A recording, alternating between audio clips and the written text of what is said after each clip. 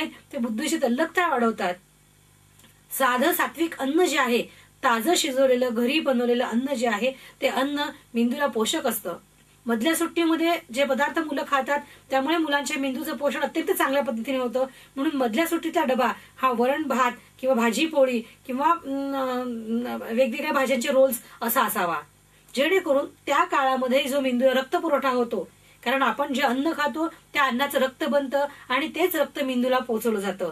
आणि म्हणून जे अन्न जेवढं सात्विक असेल, सकस असेल, जेवढं सर्व व्हिटॅमिन्सनी युक्त असेल, मिनरल्सनी युक्त असेल, प्रोटीन्स, कार्बोहायड्रेट्स, फॅट्स या सर्वांनी बॅलन्स असेल, तेवढं त्याचं न्यूट्रिशनल व्हॅल्यू जी आहे ती चांगली असेल आणि मुलांचं पोषण जे आहे त्या माध्यमातून अधिक चांगल्या पद्धतीने होईल. पण हे चांगलं देत असताना आपण आपल्या मुलांना विरुद्ध आहार देत नाही आहोत ना, हेही तेवढंच निरखून बघायला पाहिजे.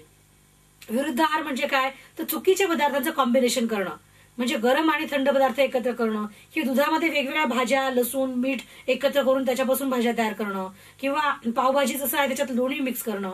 म्हणजे ज्या संयोगामुळे शरीरामध्ये विष तयार होईल त्याला आपण विरुद्ध आहार असं म्हणतो. आणि ही टॉक्झिसिटी जी बॉडीमध्ये असते ती शरीरामध्ये राहिल्यामुळे ADHD सारखे आणि वेगवेगळे ताणतणावासारखे रोग मुलांच्या मनामध्ये निर्माण होतात.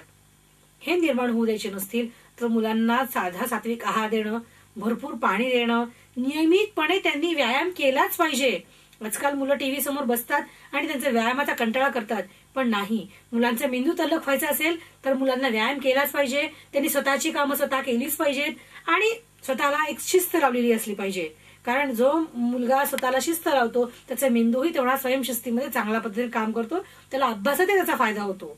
आणि म्हणून मुलांच्या मेंदूतल्या लहरी चांगल्या ठेवायच्या असतील, मुलांचं आरोग्य चांगलं ठेवायचं असेल आणि विशेषतः मुलांच्या मेंदूला आधारित असं आपल्याला शिक्षण पद्धती द्यायची असेल तर मुलांना तणावमुक्त शिक्षण देणं ही सगळ्यात महत्वाची गरज आहे. आणि हा तणाव जर मुलांचा कमी झाला तर मुलांचं अभ्यासातली, आरोग्यातली आणि त्यांचे मानसिक प्रश्न सुटून त्यांचं मन जे आहे ते अधिक कणखर होण्यासारखी परिस्थिती खूप चांगल्या पद्धतीने निर्माण होईल. ती चांगल्या पद्धतीने निर्माण व्हावी यासाठी पालकांनो तुम्हाला खूप खूप शुभेच्छा. धन्यवाद. ताणमुक्त यशासाठी बुद्धिवर्धन पद्धत आज मी तुम्हाला शिकवणार आहे. माझी तुम्हा सगळ्यांबद्दल एक फार मोठी तक्रार आहे आणि ती म्हणजे तुम्ही फार अभ्यास करता बुवा.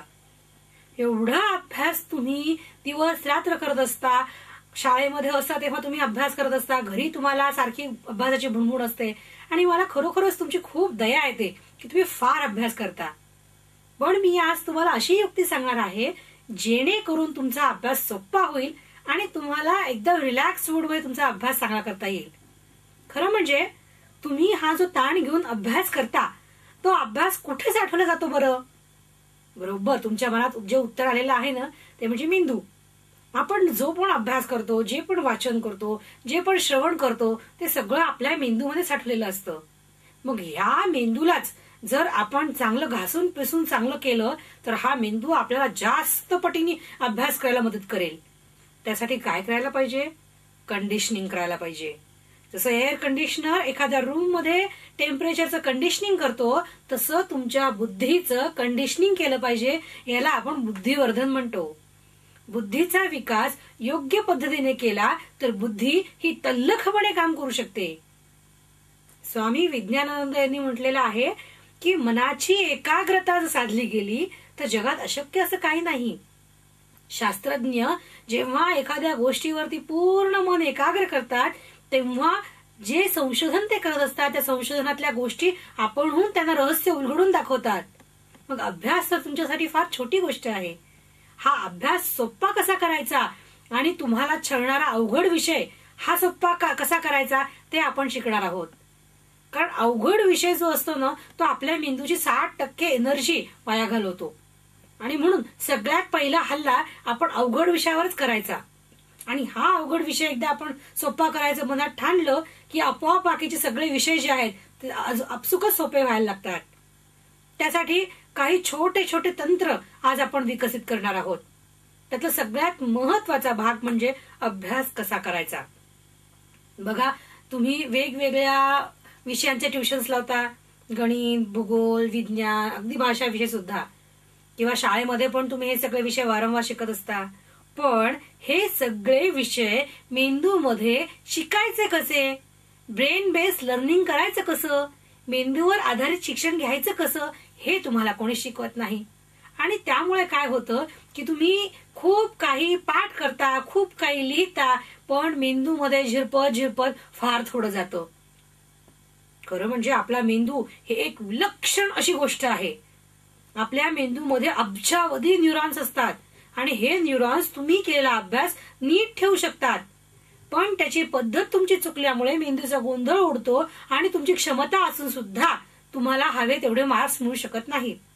मग आपण या न्यूरॉन्सला जर चांगलं ट्रेन केलं, त्यांना चांगलं प्रशिक्षण दिलं मेंदूच्या चेतापेशींना आणि मेंदू लहरींना जर आपण चांगलं कंडिशनिंग केलं, तर तुमचा अभ्यास हा म्हणता सोपा होऊन जाईल. नुसता अभ्यासच नाही तर तुम्ही ज्या पण क्षेत्रामध्ये तुम्ही नवीन संशोधन कराल किंवा ज्या गोष्टीमध्ये तुम्हाला आवड असेल त्या गोष्टीमध्ये तुम्हाला जास्त डेप्थनी नॉलेज मिळेल आणि तुम्ही त्यात लवकर प्रावीण्य प्राप्त कराल. तर हा अभ्यास कसा करायचा आपण बघूयात. अभ्यास म्हणजे काय, वारंवारं क्रियते इति अभ्यासः. एखादी गोष्ट पुन्हा पुन्हा करणं म्हणजे अभ्यास होय. अभ्यासासाठी कंडिशनिंग करायचं म्हणजे काय केलं पाहिजे, सगळ्यात पहिल्यांदा स्पेस कंडिशनिंग. म्हणजे जिथे पण तुम्ही अभ्यासाला बसाल ती अभ्यासाची जागा निश्चित असली पाहिजे. तुम्ही ठरलेल्या जागी झोपता, तिथे तुम्हाला झोप लागते की नाही, जागा बदलली की परत आपली चाळवाचाळ होते, मध्ये जाग येते. याचं कारण स्पेस कंडिशनिंग झालेलं असतं. अभ्यासाचे तसंच आहे. जिथे तुम्ही अभ्यासाला बसाल ती जागा तुम्ही वारंवार तीच जागा वापरायला लागलात तर तुम्हाला तिथं मन एकाग्र होण्याची शक्यता जास्त वाटते. म्हणजे जसं ऋषीमुनी एका विशिष्ट ठिकाणी बसून तप करायचे आणि पूर्ण मन एकाग्र करायचे, तसंच तुम्ही सुद्धा तुमचा अभ्यास म्हणजे तपश्चर्याचे ती एका जागी बसून, ठरलेली जागा बसून त्या जागेवरती अभ्यास करायचं. दुसरं म्हणजे दिशेचं कंडिशनिंग. कुठलीही दिशा निवडा, पूर्व, पश्चिम, दक्षिण, उत्तर.